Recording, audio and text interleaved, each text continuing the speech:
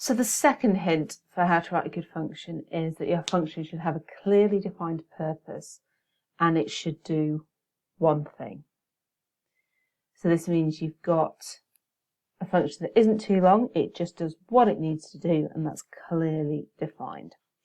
So if I want to write a function that squares a number, for example, I just have my definition, so my function, call it square number, I'm going to give it a number in there, colon, return with a tab there, and I'm just going to square that number and return that answer.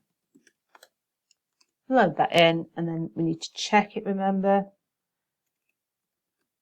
So I don't have an out, well, I do have an output for this, but I don't actually need to save it to a variable name. If I just run the square number and 9, it will actually print the answer to screen for me.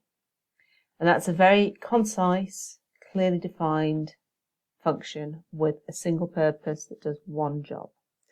What you don't want to do is write functions where you do that, but you add something else in. I'll go, oh yeah, it'd be really useful to add 2 to this number as well, and just pop that in at the end and run it there.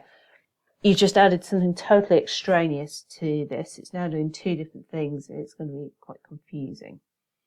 Because if you've got a square number, I'm just going to square a number, I just need to put a number in.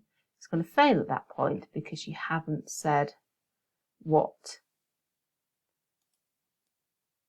Actually, that should be number, shouldn't it? It's giving me the wrong error message. You haven't said what this second number is. You've got no idea why you're being returned an 81 and an 11 when it should be the square of the number.